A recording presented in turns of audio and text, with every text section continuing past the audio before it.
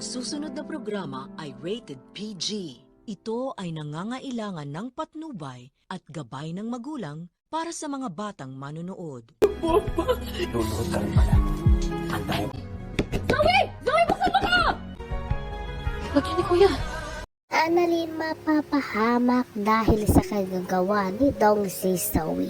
Sasabog na nga ang bomba at mapapahamak itong si Annalyn kasi nga andun siya mismo nilak o ikinulong ni Zoe sa kwarto kung saan na mayroon ang bomba at doon ay nakakatakot at nasa panganib ang buhay nitong si Annalyn. Kaya naman lahat ay nag-aalala kung maaring mangyari dito kay Annalyn kung sakaling ngang sumabog yung bomba.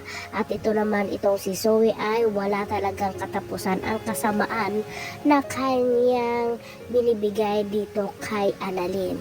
Lahat ay gagawin niya para makuha ang tiwala ng lahat para sa kanya at mapunta sa kanya ang atensyon ng mga taong nasa paligid nitong si Annalyn.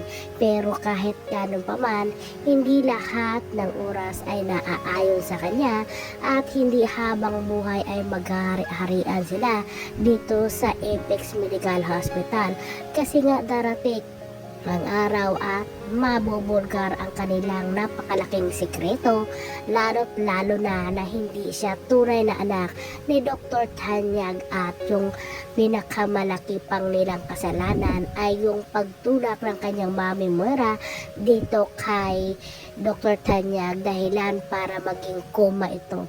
Sana ay mabuksan na nga ni Annalyn ang cellphone ni tatay niya RJ para mapatunayan at matapos na ang kasamaan nila Moira at Zoe. Sa ngayon ay abalang-abala ang lahat at natatakot sa maaring mangyari once na sumabog na nga ang bomba. At itong si Giselle ay hangang-hanga na nga sa kay Annalyn sa taglay nitong talino at tapang na walang inuunurungang laban kahit na napakapanganib at napakahirap at napakadelikado sa buhay niya ay kaya niyang suungin alang-alang sa kaligtasan ng mga inosenteng tao na sa loob ng Apex Medical Hospital.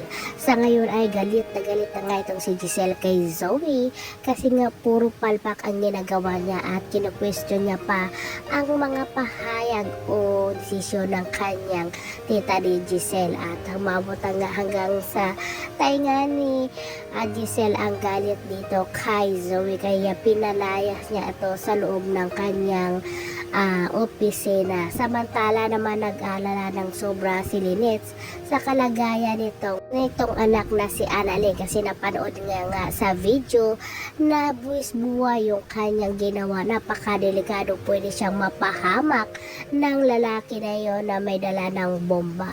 Samantala naman itong si Giselle nga ay no choice siya kundi yung lumuhod para ipakita sa lalaki na nagsisi na siya para sabihin kung nasaan nga ba ang bomba alang-alang sa mga inosenteng tao na maaaring madamay pag once na sumabog ang bomba.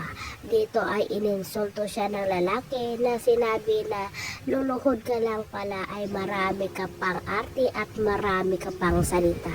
Siyempre hindi naman lubusan na masama itong si Giselle at may gininto ang puso din para sa mga taong inosente. Kaya nilunok niya lahat ng kanyang pride at lumuhod na siya alang-alang sa pagmamahal niya sa mga taong nasa Apex Medical Hospital ngayon kasi nga kung maaring sumabog nga ang bomba ay kanila pa rin risgo at pananagutan nila lahat yun ang maaring mangyari sa mga pasyente at inosenteng tao sa loob ng Apex.